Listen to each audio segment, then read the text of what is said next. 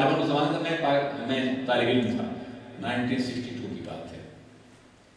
میری تدریس کا طالب علم کا آخری سال تھا۔ پاکستان میں ایک ہوٹل میں کمیونسٹوں کا غلبہ تھا اس زمانے میں، اور سارے ادبا کمیونسٹ ہو رہے تھے،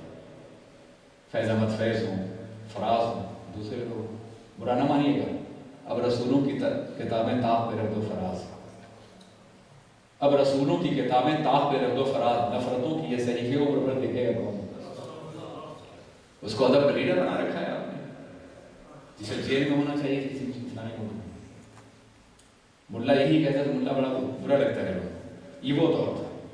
کہ جب رشیا کی دی ہوئی دولت کی بنیاد پر اردو ادب پر مکمل طور پہ غلبہ کا کوشش، اشتراکی ادب، ترقی پسند ادب، کسی بھی دینی ادب کو کوئی مقام نہیں ملتا تھا۔ بڑے بڑے دینی ادب کے حاملین ہوئے جن کی تحریریں کسی بھی اعتبار سے اشتراکی ادب کے مصنفین سے کم نہیں تھی، مگر ان کو کوئی مقام نہیں، اس لیے کہ سرپرستی روس کر رہا تھا۔ عزیزان ملت اسلامیہ، یہ وہ دور تھا، لاہور کے ہوٹل میں سارے اشتراکی یعنی کمیونسٹ ادبا جمع تھے، اور ایک بہت بڑا اشتراکی اور کمیونسٹ ادیب بڑے بڑے ادیبوں کا نام دے، بڑے بڑے لیڈروں کا نام دے رہا تھا۔ ابراہم لنکن گالیاں دے رہے تھے اسے، کارل مارکس گالیاں دے رہے تھے، خروشچیو گالیاں دے رہے تھے اسے شراب کے نشے میں۔ بعد میں کہا محمد شرابی چھوٹ ہو گیا، دوبارہ پھر اس نے نام شمار کرا، پھر ہم نے گالیاں دی، مگر سرکار کا نام پھر ہو چکا ہو گیا شراب کے نشے میں۔ تیسری بار پھر اس نے گالیاں دلوائیں، پھر سرکار کا نام لیا، تو جس شخص کو جو شخص زیادہ گالیاں دے رہا تھا اس نے شراب کا پیالہ کھینچ کے مارا اسے، اور اس کا جبڑا پھٹ گیا اور کہا تو شراب کے نشے میں میرے آقا کے خلاف مجھ سے بلوانا چاہتا ہے۔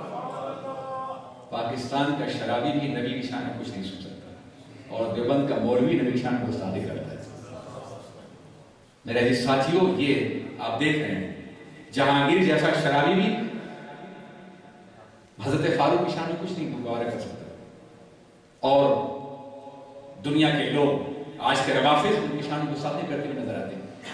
تو میں یہ عرض کرنا چاہتا ہوں، آپ ذرا سوچیں کہ امام حمزہ کا دور تجدید کے لیے کتنا اہم دور تھا، کتنا مشکل دور تھا، ہندو مت بھی خالی ہو گئی، ایسی تحریکیں پیدا ہونے والی تھی ان کے بعد جو باضابطہ قرآن پاک پہ برہنہ اعتراضات کرنے والی تھی،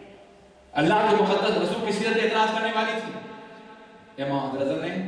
اپنے دور کی تجدیدی کارنامہ انجام دیا۔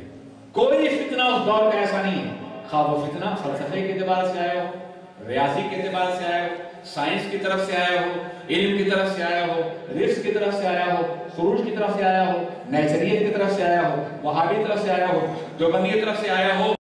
تصوف کی طرف سے آیا ہو، کسی بھی طرف سے کوئی فتنہ شریعت کے خلاف آیا ہے تو امام کا قلم برہنہ ہو کر کے اس کی تردید کرتا ہے۔ میں نے شمار کیا تھا انگلیوں پر، تو کم بیش 50 فتنے تھے اس دور میں، جس کا تنہا مقابلہ امام حضرت نے فرمایا تھا۔ مثلا حضرت مجدد نے بھی سجدہ تعظیمی کو حرام قرار دیا، مگر اس موضوع پر کوئی کتاب نہیں، خطوط ہیں۔ یہ دور تھا جب کوئی بادشاہ تو نہیں تھا امام حضرت کے زمانے میں، انگریزوں کی حکومت تھی، مگر قبروں کے سجدے عام ہو گئے تھے، اور قبروں کے سجدہ ریزی کے لیے قبروں کے مجاہدین سجادہ نشین حضرات جواز فراہم کر رہے تھے۔ آپ نے سنا ہوگا دلی کے سجادہ نشین مجدد حضرت نظام الدین اولیاء کے، انہوں نے کتاب لکھی تھی جواز سجدہ تعظیم پر، اعلیٰ حضرت اس کا جواب لکھا، الزبدۃ الزکیہ فی حرمت سجود التحیہ، عظیم جواب جس کا کوئی جواب آ ہی نہیں سکا، نہ اس وقت نہ آج نہ قیامت تک آ سکے۔ عزیزان ملت اسلامیہ، یہ وہ خانقاہ تھی نظام الدین اولیاء جس کا اثر پورے ملک پہ تھا۔ وہاں سجادہ نشین کے سامنے اگر وائسرائے بھی آتا تو ٹوپی اتار کے آتا تھا،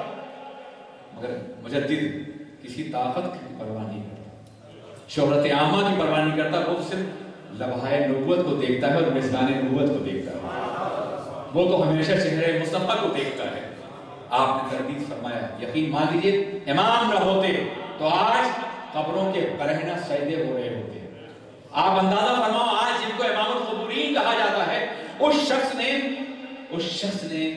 بدعات کا اتنا مقابلہ کیا ہے کہ کسی اور نے نہیں کیا ہے۔ امام حضرت اور رد بدعات و منکرات جو کتابیں ہیں، آپ نے مطالعہ کہ پاکستان سے بھی ایک بزرگ شاعر تھی ہندوستان میں، یاسین اختر نے پڑھی آپ نے، اور دیکھی کہ اس زمانے جتنی فتنے تھے،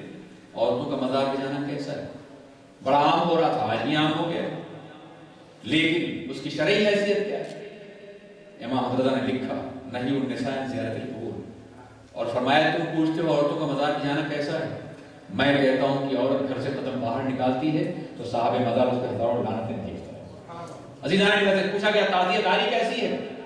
آپ نے تعزیہ داری کی تاریخ کا مطالعہ کیا جو میں نے بتایا، آپ نے اس پہ رسائل لکھے۔ عزیزان ملت اسلامیہ، جس دور میں دیوبند اور سلفیت دونوں مل کے قادیانی کی تائید کر رہی تھی، اس زمانے میں امام نے درجنوں کتابیں لکھ کر کے غلام احمد قادیانی کی تردید کی، قادیانی کی تردید کی۔ عزیزان ملت اسلامیہ، اور صرف تردید نہیں کی، پاکستان نے علماء کے دباؤ کی بنیاد پر 1974 میں قادیانی کافر قرار دیا ہے، مگر امام احمد رضا نے 100 سال پہلے قادیانی کے خلاف عرب و عجم کے علماء سے فتویٰ لے کے تکفیر کر دی، وہ بنیاد بن گئی ہے پاکستان کی تکفیر کی۔ اور یہ ہوا تھا پاکستانی پارلیمنٹ میں جب ناصر نے یہ کہا تھا کہ مولانا قاسم نانوتوی نے بھی وہی کہا ہے جو ہمارے، تو علماء اہل سنت نے کہا ہم ان کو بھی یہی کہتے ہیں، ان کے بارے میں ہمارا فتویٰ بھی تمہارے بارے میں۔ یہ بات باضابطہ پاکستان کی پارلیمنٹ کے مباحث میں موجود ہے، جو چاہے دیکھ لیں۔ باضابطہ یحییٰ بختیار اس زمانے میں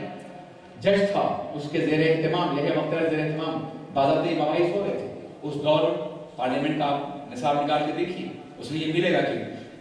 قادیانیوں نے کہا، ناصر نے کہا کہ مولانا قاسم نے بھی کہا ہے کہ ان کے بعد کوئی نبی آ جائے تو قادیانیوں کو کوئی فرق نہیں آتا، تو ہمارے علماء نے کہا تھا کہ ہم انہیں بھی کافر کہیں، اور دیوبندی خاموش رہے، وہاں انہوں نے کچھ کہا نہیں،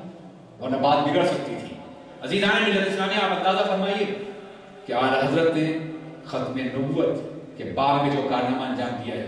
یقین مانیے اس کے بعد جتنے کارنامے ہیں سب ان کا انعکاس ہے، سب ان کا پردہ ہے، ذل ہے، سب ان کی تحریک کی بنیاد پر ہو رہے ہیں۔ اور صبح قیامت کوئی بھی تحریک چلائے، کوئی بھی کام چلائے، امام احمد رضا پہلے کسی نے کام کیا ہو تو دکھاؤ، انہی کے کام کی بنیاد پر ہماری جماعت کے عظیم بزرگ، صاحب دل بزرگ، صاحب مشاہدہ بزرگ حضرت پیر میر علی شاہ رحمۃ اللہ تعالیٰ نے بھرپور مقابلہ کیا، پیر جماعت علی شاہ رحمۃ اللہ نے بھرپور مقابلہ کیا، عزیزان ملت اسلامیہ۔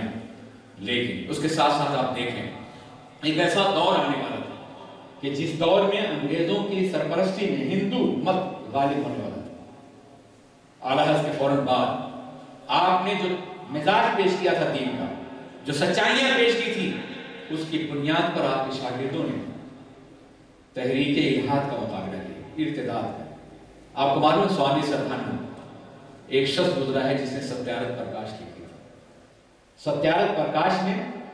اور ایک کرسچین نے بھی کتاب لکھی ہے پاکستان میں دستیاب ہے۔ ان دونوں کتابوں میں قرآن پاک کی آیات لکھ کر کے ترجمہ دیوبندیوں کو پیش کیا گیا،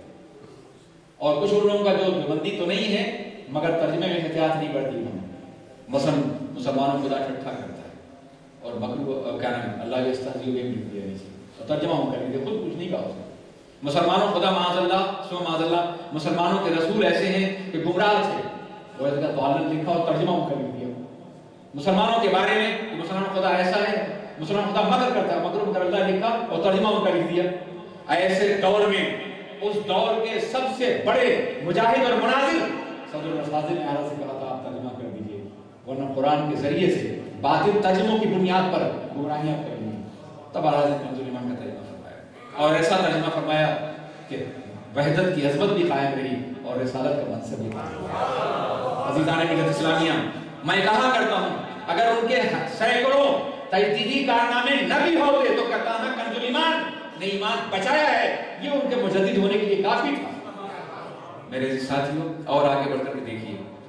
عجیب بات ہے، ایسا لگتا تھا کہ وہ ایسے صاحب مشاہدہ تھے کہ آنے والے تمام فتنوں کا ادراک ہی نہیں رکھتے تھے بلکہ مشاہدہ کر رہے تھے۔ انہیں معلوم تھا کہ سوامی سربھانند پیدا ہوگا اور اس کے نتیجے میں الحاد پھیلے گا، یعنی اس نے یہ تحریک چلائی تھی قرآن پاک پہ اعتراض کر کے، سیرت رسول پہ اعتراض کر کے یہ تحریک چلائی تھی کہ پہلے تم ہندو تھے، ہندوستانی مسلمانوں سے، پھر مغلوں نے تم کو زبردستی مسلمان کیا، آپ مغل چلے گئے، پھر ہندو ہو جاؤ۔ آگرہ میں لاکھوں، راجپوتانہ میں لاکھوں مسلمان ہندو ہو گئے۔ اس دور میں جن کے شاگردوں نے مقابلہ کیا تھا وہ امام حضرت کے شاگرد تھے، حضرت مفتی اعظم ہند سید مرشد رحمۃ اللہ تعالی علیہ، حضور ملک العلماء مولانا نصرالدین بہاری رحمۃ اللہ تعالیٰ